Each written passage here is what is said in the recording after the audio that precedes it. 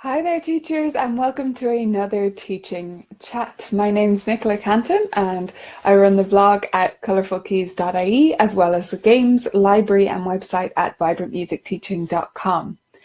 What I want to chat to you about today is recitals and concerts, and how you might like to do something a little bit different, a little bit out of the ordinary for your next one. So a lot of us are starting to plan for this now, and if you haven't started already, keep these in the back of your head when you do get to that stage. I am thinking about this right now because unusually I have concerts every January, which we call the January Jam. And as the name suggests, these are concerts where we do a little bit of a creative vibe, and we do some improvising and playing duets and all that kind of stuff. So it's a little bit looser and less classical based than my May concert.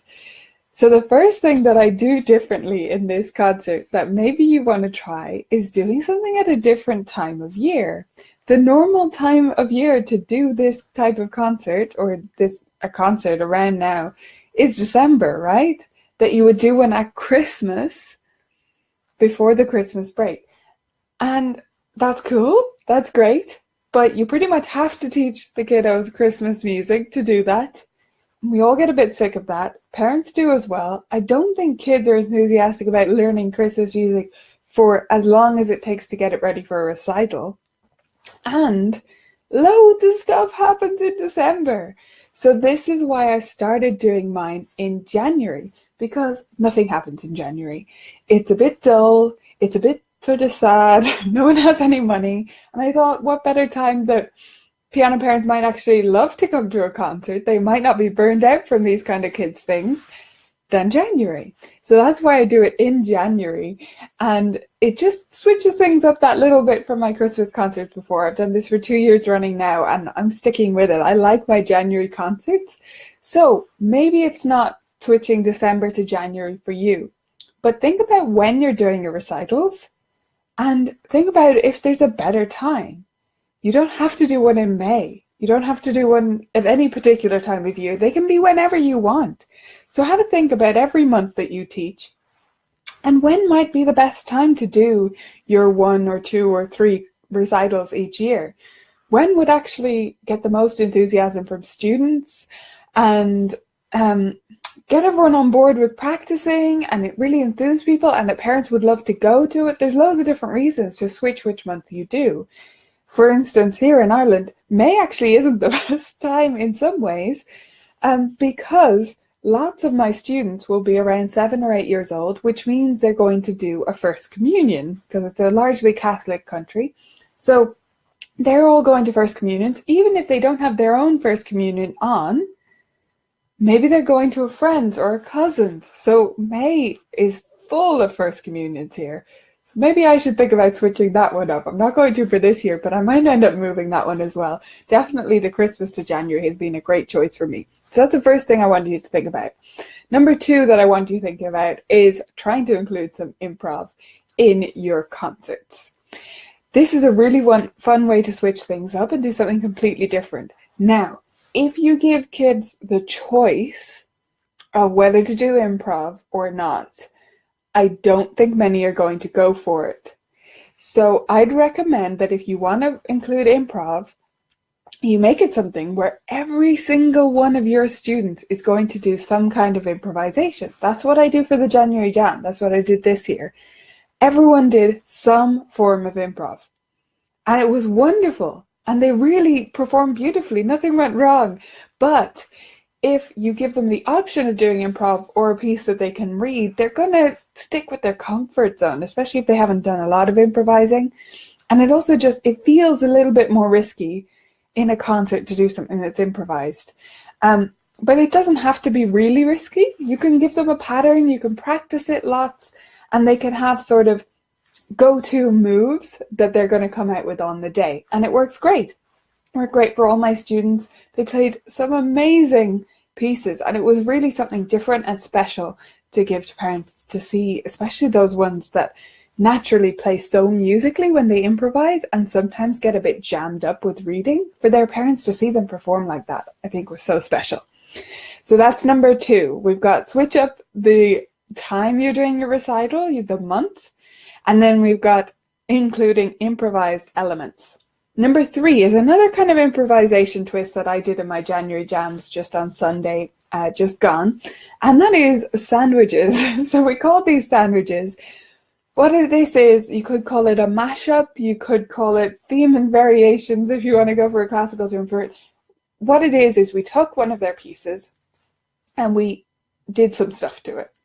So we chose to do, most of my students did the piece as it was, followed by the left hand playing exactly what was written and the right hand improvising, normally just using a pentascale or whatever notes were in their piece. And then a third time, they did the piece, but with some kind of embellishments. Now, if you have older students, that could be adding trills and ornaments and getting into the whole Baroque thing of that. If you have younger students, just adding some quavers instead of crotchets or switching up the rhythm a little bit works great. It sounds really impressive and they really enjoy messing with their pieces like that.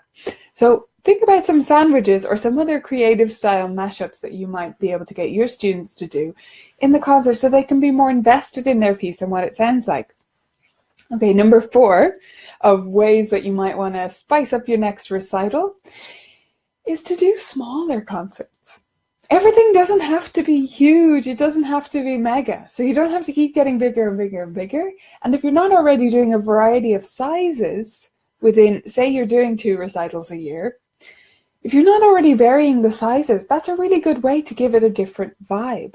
So my concert that I just did, the January Jam, on Sunday, I was in 3 batches of students, about 9 or 10 students in each concert. So it's just them and their parents, maybe a couple of siblings. That's it.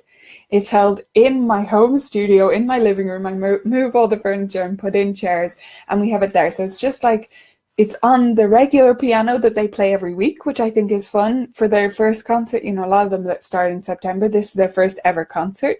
So I think it's really fun that they get to play it on a really comfortable piano. Because, you know, when you go to a concert and like the pedal is just completely all over the place and you have no idea what's going on and you're in the middle of a piece. And yes, they have to get used to that idea of being in the middle of a piece and trying to figure out how this piano works and how to make it sound good. But I saved that for the May concert. For their first concert of the year and possibly their first concert ever, I like them to be a little bit more comfortable. So they're in my living room with just their parents and siblings, and it's a much smaller group. There's, you know, the audience is total maybe 25 people, that's it. And they get up and play and it's very informal. So if you don't already do some small and some larger concerts, maybe think about switching it up. Maybe think about one of your concerts during the year is a small one. Maybe one is a huge one and you've never done that before. You've never rented a hall and done that whole thing. So go that way. But think about the variance there. Okay, so we're on to our final tip and then I'll give you a quick summary of what we talked about.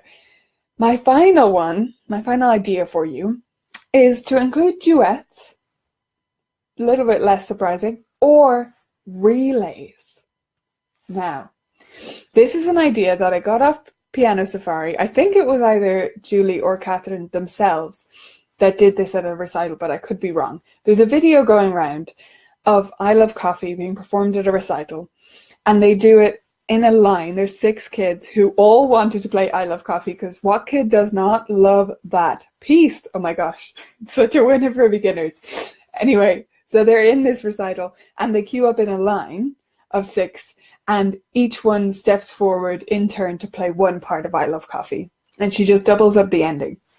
So I thought, okay, great, I can do this. I had 3 newbies who would like to play I Love Coffee. So I did them, they each did 2 parts and they did it in a little bit of a relay, circling back to the end of the line. It was really fun. Sure, they didn't get it perfectly on time because they're only little, you know, this is 4, 5, 6-year-olds. So they didn't come in quite on time and all that stuff. I warned the audience in advance, this might be a bit messy, but it's all good and it should be fun. And it was so fun. So think about if there's a piece like I Love Coffee, like anything else, maybe a few students know, and they could do some kind of relay with it, that they could layer it on top of each other or just switch in, slide in the bench. Those kind of crowd pleasers, they're so fun, Students love them, parents love them. It kind of wakes them out of their stupor if it's a long recital. And it's just such a good thing to add to your next recital. If you can't do that, or even if you can, also add some duets. We did tons of duets. Every single student played a duet in my January jam. So that was one of my goals for this year. I've always included quite a lot of duets in this particular concert, but I wanted everyone to. So every single student played a duet without question, and having the buddy lesson system really does help with that. Okay, so those are my 6 tips. Let me run through them quickly again, and then I'll let you get on with your teaching day. Number 1 was to switch up when you're doing your recitals. If you always do like a Christmas and a May, which is kind of the standard, is there another time you could do them, such as me switching my Christmas one into January? It's so much more fun that way. I love my January jam. So think about when you actually do your recitals and whether you need to do the standard.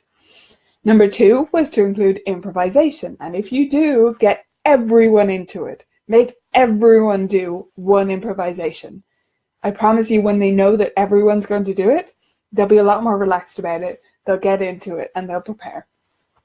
Number 3 was to include sandwiches or theme and variations or mashups. Let them mess around with their piece. Come up with different repetitions of it and perform that so that they're creating what their performance looked like. It doesn't have to be exactly what's on the score. Number 4, we've got smaller or bigger concerts. So if you always do a whole studio concert, could you do lots of small ones and give your students a different performance experience at one time of the year? And finally, could you make one of the pieces into a relay, having students juggle in or slot in after each other, a la I Love Coffee, which you can find on YouTube. Look up I Love Coffee relay or something like that. I'm sure it will come up. So those are my 6 tips as you get ready to start thinking about recitals again and what you can do differently to make them really exciting for your students. If you haven't already, please make sure to subscribe and please share this video with others, because I want more teachers to watch and get these tips and have fun doing all these creative things. So I hope you have a wonderful day. Bye for now.